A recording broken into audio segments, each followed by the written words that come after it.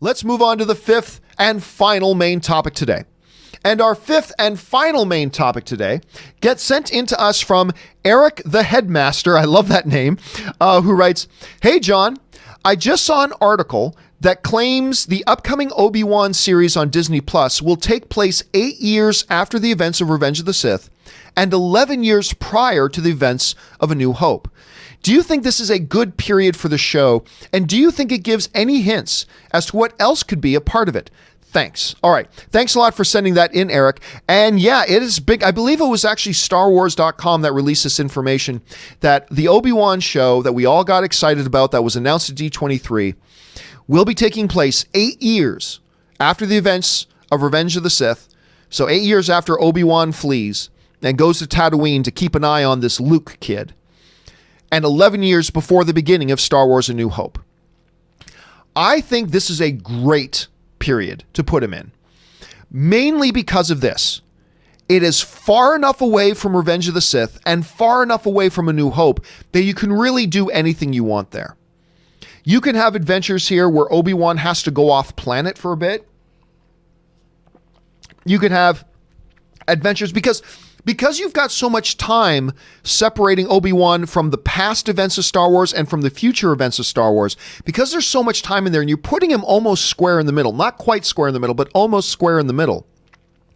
You're basically giving him a lot of buffer from the events of those other two movies, and you can really just make your own story at this point. Yes, there are certain canonical things that they have to abide by, but for a large part, you can do almost whatever you want. If it was taking place 1 year after Revenge of the Sith, he's probably still dealing with the fallout of the events of Revenge of the Sith. If it's like 1 year before A New Hope, well then everything's got to pretty much tie into things that are leading up to what's going to happen in A New Hope. But you put him somewhere in the middle, and you got a lot more creative freedom. However, here's one thing that I think we are learning about this Obi-Wan show as a result of the time period they're saying this takes place in. And not everybody's going to be happy about this. But I think one of the things we learn about the Obi-Wan series is this: because of the time frame, there's not going to be any Darth Maul. Now, I know there are a lot of people who believe that it would be awesome if Darth Maul were to appear and Darth Maul and Obi-Wan had round two. You know? Now, of course, for those of you who don't know anything or don't watch the animated stuff, they think, wait a minute, Darth Maul died. Yeah, no, not really. He was cut in half. His life got saved. He had a spider body attached to him. Then he got cybernetic legs and all that kind of stuff. He's still around. That's why he was able to pop up in the events of Solo, because he's actually still alive. He's still alive. At least at a certain period of time, he's still alive. But there have been a lot of people that have thought, bring in Darth Maul. Darth Maul's got to be the bad guy. He's got to be the thing, the ultimate thing that Obi-Wan's got to deal with again. Now, there's always been a problem of canon when it comes to that theory. There's always been a problem of canon. Because in Star Wars Rebels, which is canon, in Star Wars Rebels, they established that Darth Maul didn't even know Obi-Wan was still alive. In Rebels, they established that Darth Maul didn't know that Obi-Wan survived the Order 66 purging of the Jedi. He doesn't know. But then in Rebels, he does discover that and then goes and finds Obi-Wan. And 2 years before the events of Star Wars A New Hope, he confronts Obi-Wan again for the first time. They have a quick 20-second battle and Obi-Wan kills Darth Maul. Spoiler alert. But that takes place in the timeline 2 years before the events of Star Wars A New Hope. This Obi-Wan show takes place 11 years before the events of Star Wars A New Hope. So canon dictates that Darth Maul doesn't find out that Obi-Wan is even still alive until like 9 years after the events of this Obi-Wan series. Star Wars canon dictates that Darth Maul doesn't even become aware that Obi-Wan is still alive until 9 years after the events of this new Obi-Wan series. So by canon, that means any potential for Darth Maul to be involved in this show is done. It's excluded. You can't. It violates canon. But that raises another question.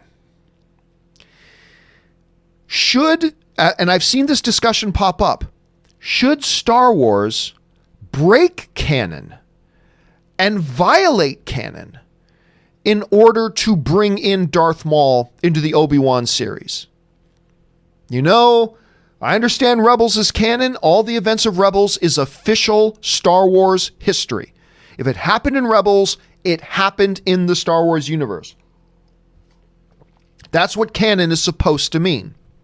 However, some would say, such a glorious thing as Obi-Wan and Darth Maul facing off again, live action. Get Ray Park back in here. Get Sam Witwer to do the voice of Darth Maul. Have him square off against Ewan McGregor's Obi-Wan Kenobi again. How glorious would that be? That's worth, some people would propose, that is worth breaking canon. And possibly, it all depends on how sacred you hold canon. Now, for somebody like me, and thankfully not everybody is like me, but for somebody like me, canon is sacred. Canon is canon. Either something is canon or it's not. All right? Something can't sort of be canon.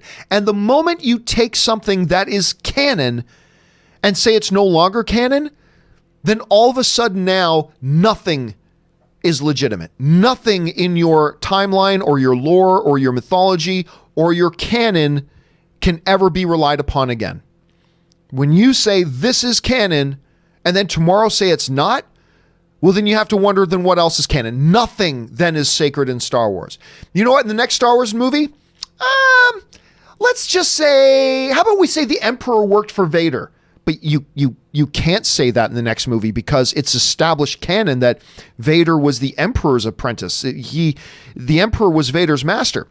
Yeah, but in this next movie, how cool would it be if Vader was the Emperor's master? I think that'd be really cool. So let's just forget canon. No! At least that's me, right? I am a canon stickler. I am totally a canon stickler. That's why, even though I don't like the Star Wars prequels, I will defend the Star Wars prequels whenever somebody suggests they should retcon them or do away with them. I'm like, whoa, time out. Okay, listen, I don't like the Star Wars prequels at all, okay? But you don't touch those because they're canon. And if they're canon, they stay. It don't matter. But John, you don't like the prequels. Doesn't matter if I like the prequels or not. It doesn't matter. They're canon. And if they're canon, they stay. I often give the example of this. So you know how every family has got the one idiot uncle? Every family's got the one idiot uncle that maybe he's got a mild drug problem, can't hold down a job. You know, he's 43 years old and still lives with your grandmother. Can't get his act together. He has got no social skills, and everybody's just kind of ashamed, a little bit embarrassed of this uncle. But don't you dare attack that uncle.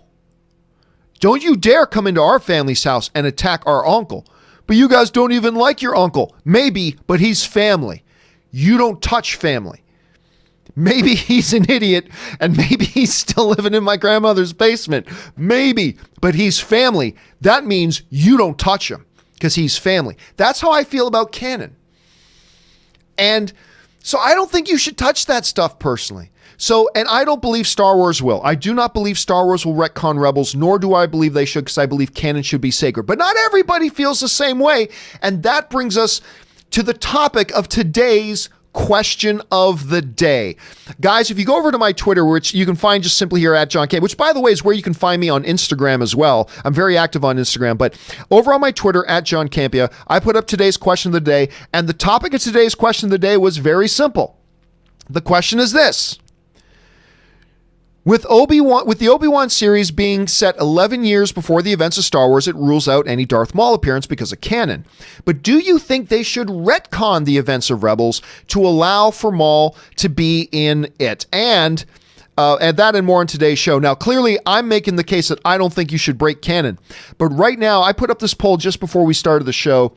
Right now, a little over 2,000 of you guys have already voted, and still a full 34% of you guys, believe yes, break canon. Do away with Rebels, do away with the canon in Rebels, and put Darth Maul in this Obi-Wan thing. It's worth it. 66% of you guys seem to agree with me right now, saying, no, do not break canon. Canon is canon for a reason. You don't just start throwing canon out the window. It is what it is. If you start doing that, nothing is canon anymore.